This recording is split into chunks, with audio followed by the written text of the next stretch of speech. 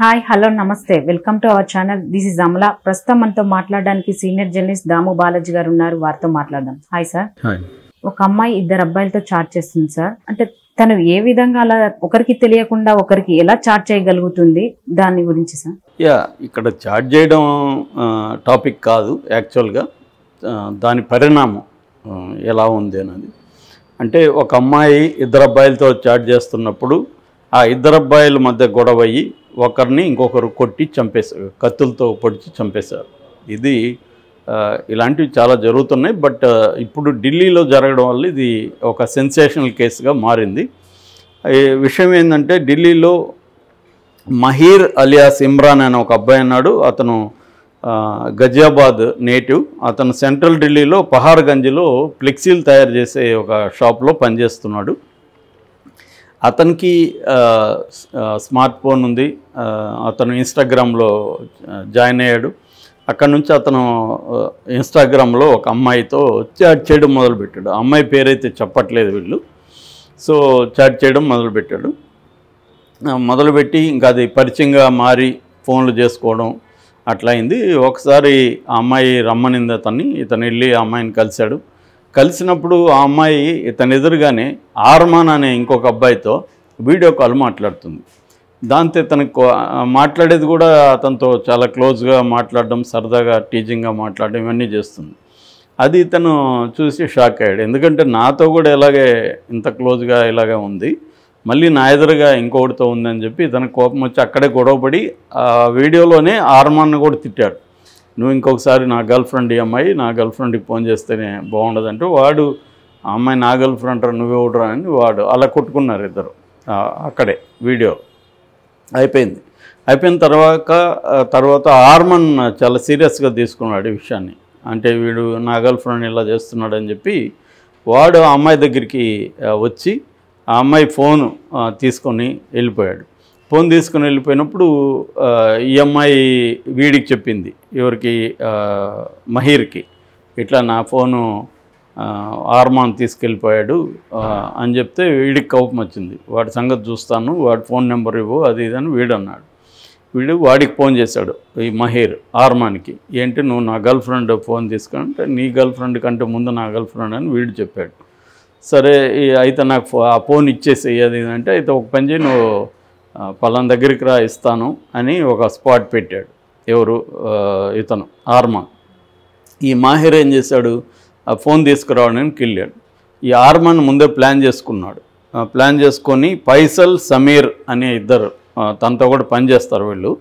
So వాళ్ళిద్దరిని కూడా మాట్లాడి ముగ్గురు కలిసి వెయిట్ చేస్తున్నారు మాహిర్ కోసం. మాహిర్ ఇవన్నీ తెలియకుండా ఫోన్ ఇస్తాడు అని చెప్పి వెళ్ళాడు.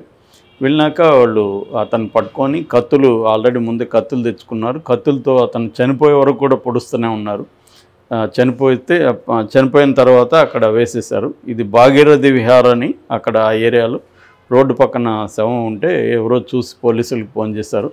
పోలీసులు వచ్చి ఎవరు చంపుండొచ్చు ఏంటని అతని ఫోన్ నెంబర్ అవన్నీ తీసుకొని ఇన్వెస్టిగేట్ చేస్తే ఈ విషయాలన్నీ బయటకు వచ్చింది. ఇప్పుడేమో ఆ అమ్మాయి సేఫ్, ఒకడు చనిపోయాడు, ఇంకొకడు జైలుకి వెళ్ళాడు. ఇది బేసిక్గా స్టోరీ. అంటే మనం చాలాసార్లు చెప్పుకుంటున్నాము. ఇప్పుడు ఏంటంటే సెల్ ఫోన్లు వచ్చిన తర్వాత, స్మార్ట్ ఫోన్స్ వచ్చిన తర్వాత, ఇంతకుముందు అబ్బాయిలు మల్టిపుల్ రిలేషన్షిప్స్ ఎప్పటి నుంచో పెట్టుకున్నారు. అబ్బాయిలు పెట్టుకోవడం అనేది కామన్గా ఉండేది. అమ్మాయిలు ఈ స్థాయిలో లేదు. అప్పుడంటే ఏదో రహస్యంగా ఎక్కడో అందుబాటులో ఉన్న వాళ్ళతో అఫైర్లు పెట్టుకోవాలి, అది కూడా అందరికి తెలిసిపోతుంటుంది. కాబట్టి కొన్ని ప్రాక్టికల్గా సాధ్యం కాదు. ముందు అసలు అబ్బాయిలు అమ్మాయిలు కలవడం కానీ, అప్రోచ్కి, ఒక ఇంటిమసీకి ప్లేస్ కానీ, టైం కానీ కుదిరేది కాదు. అందువల్ల అప్పుడు కష్టంగా ఉండేది. ఇవాళ ఏమైందంటే అమ్మాయిలకు కూడా ఎడ్యుకేషన్ పెరగడం, అమ్మాయిలకి జాబ్ ఆపర్చునిటీస్ పెరగడం, ఫైనాన్షియల్ ఇండిపెండెన్స్ పెరగడం. రెండవది, అబ్బాయిల కంటే అమ్మాయిలకి ఎక్కువ ఛాయిస్లు ఉంటాయి. ఎందుకంటే ఒక మామూలు అమ్మాయి వెంట కూడా ఒక 10 మంది ట్రై చేస్తుంటారు. కాబట్టి వాళ్ళకి ఛాయిసెస్ పెరిగాయి. దాంతో అదేదో యాడ్లో చెప్పినట్టు ఆల్ ద ఫన్ ఎందుకు, అబ్బాయిలు మాత్రమే ఆల్ ద ఫన్ ఎందుకు, మాకెందుకు ఉండకూడదని వీళ్ళు కూడా చేస్తున్నారు. అంతవరకు ఫైన్, చేయకూడదు అనేది ఏం లేదు. అబ్బాయిలు ఎందుకు చేయాలి, అమ్మాయిలు చేయకూడదా అంటే చేయొచ్చు. కాకపోతే ఏంటంటే దీని అబ్బాయిలైనా అమ్మాయిలైనా ఆలోచించాల్సింది ఏంటంటే ఇంపల్సివ్గా చేస్తున్నారు ఎక్కువ. అంటే మనకి ఇది అనిపిస్తే అది చేసేస్తున్నారు. అబ్బాయితో స్నేహం చేయాలనిపిస్తుంది చేస్తున్నారు, ఇంకొక అబ్బాయితో చేయాలనిపిస్తుంది చేస్తున్నారు. ఏమన్నా అడిగితే this is my life, who are you to talk like that అని, లేకపోతే నువ్వురా నా గురించి మాట్లాడు, ఇలాంటిది ఒక అసెర్షన్ అమ్మాయిల్లో పెరగడం వల్ల ఇదంతా కూడా ఫ్రీడమ్ అని, ఇండిపెండెన్స్ అని, లేకపోతే ఇది నా వ్యక్తిగత ఇదని అనుకుంటున్నారు. అంతవరకు కూడా ఫైన్. ఎందుకంటే ఇవాళ ఉన్న కన్జ్యూమరిజం ఏం చేస్తుందంటే వ్యక్తుల మీద ఉండే అన్ని కంట్రోల్స్ని తీసేస్తుంది. అన్ని కంట్రోల్స్ పోతే ఆ వ్యక్తి కన్జ్యూమర్గా మారిపోతాడు. ఇప్పుడు మీ బాబో పాపో ఉంది, మీ బాబో పాపో ఏ సబ్బు వాడాలని ఎవరు డిసైడ్ చేయాలి? తల్లిదండ్రుల, మార్కెటా?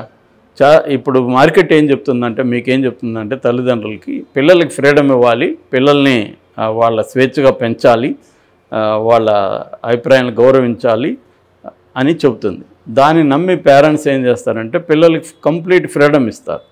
అప్పుడు ఆ పిల్లలు ఏ సబ్బు వాడాలి లేకపోతే ఏ క్రీమ్ వాడాలో తల్లిదండ్రులు చెప్పకూడదు కాబట్టి ఈ రూల్ ప్రకారం వాళ్ళు చెప్పనప్పుడు వాళ్ళని ఎవరు ఇన్ఫ్లుయెన్స్ చేస్తారు? మార్కెట్ ఇన్ఫ్లుయెన్స్ చేస్తుంది. మార్కెట్ సబ్బులకు సంబంధించిన అడ్వర్టైజ్మెంట్లు అవి ఇన్ఫ్లుయెన్స్ చేస్తాయి. వాళ్ళని ఇన్ఫ్లుయెన్స్ చేసినప్పుడు మీ కుర్రవాడు బికమ్స్ ఏ కన్జ్యూమర్గా మారిపోతాడు. కన్జ్యూమర్గా మారి నేను అది వాడతాను, ఇది కొంటాను, ఇది చూస్తానని తను బయలుదేరుతాడు. అంటే తను కంప్లీట్గా ఫ్రీడమ్ దేనికోసం అంటే కన్జ్యూమర్గా మారడం కోసమే ఈ ఫ్రీడమ్.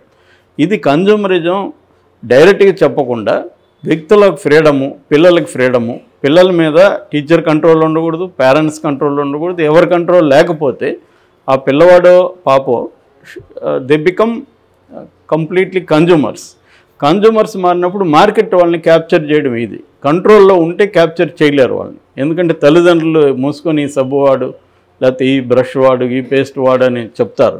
అప్పుడు వాళ్ళకి మార్కెట్ పడిపోతుంది. అందుకని వాళ్ళు ఏం చేస్తారంటే కన్జ్యూమరిజం ప్రపంచవ్యాప్తంగా ఏం చేస్తుందంటే ఫ్రీడమ్ని, హ్యూమన్ రైట్స్ని ముందుకు తీసుకొస్తుంది. అది తెలియక చాలామంది ఏం చేస్తుంటారంటే మన మీడియా కూడా దాన్ని ప్రోత్సహించి టీచర్ తిట్టాడంట లేకపోతే కొట్టాడంట అనే దాన్ని పెద్ద ఇష్యూ చేసేసి, లేకపోతే తల్లి కొట్టినా తండ్రి కొట్టినా దాన్ని పెద్ద ఇష్యూ చేసేసి చేస్తుందన్నమాట. ఇది మేజర్ ప్రాబ్లం. సో దీనివల్ల ఏమవుతుందంటే ప్రతి ఒక్కరు యూనిక్ అనే ఫీలింగ్ని కూడా కన్జ్యూమరిజం కలిగిస్తుంది. I am that you never be అనేది పెట్టుకుంటారు అమ్మాయిలు కానీ అబ్బాయిలు కానీ. అంటే నేను ఒక యూనిక్ క్రీచర్ని, నాలాగా ఎవరు ఉండరు అనే ఒక ఇది కూడా కన్జ్యూమరిజం మనకు కల్పిస్తుంది. దీనివల్ల ఏమవుతారంటే మనం కన్జ్యూమర్గా మారుతాం. అందుకని ఒక సోషాలజిస్ట్ అన్నాడు, ఒకప్పుడు ఏంటంటే I think therefore I am అని ఒక ఫిలాసఫర్ అన్నాడు. నేను ఆలోచిస్తున్నాను కాబట్టి నేను బతుకున్నాను. ఇప్పుడు ఏంటంటే I shop therefore I am, నేను షాపింగ్ చేస్తుంటేనే నేను బతుకున్నట్టు లెక్క అన్న. నీకు అవసరమా కాదా? నీడ్ బేస్డ్ షాపింగ్ అనేది పోయి డిజైర్ బేస్డ్ షాపింగ్ అనేది పెరిగిందనమాట. మనకి ఈ వస్తువు అవసరమా కాదా అనే షాపింగ్ లేదు, డిజైర్. ఆ డిజైర్ని క్రియేట్ చేయడానికి సినిమాలు, అడ్వర్టైజ్మెంట్లు అన్నీ కూడా మన లోపల డిజైర్స్ని క్రియేట్ చేయడానికి, డిజైర్స్ని పెంచడానికి మాత్రమే ఈ మొత్తం వ్యవస్థ అంతా కూడా ఉంది. ఈ సోషల్ మీడియాలో ఫేస్బుక్ కానీ, ట్విట్టర్ కానీ, ఇన్స్టా ఇవన్నీ కూడా డిజైన్ ఎలా చేస్తారంటే మన డిజైర్స్ని పెంచడానికి అనుకూలంగా వాళ్ళు డిజైన్ చేస్తారు వాటిని. సో మన కన్జ్యూమర్స్కి మనల్ని అమ్మేసేదే సోషల్ మీడియా చేసే పని. మనల్ని కన్జ్యూమర్స్ మన డేటా అంతా వాళ్ళకి ఇస్తారు.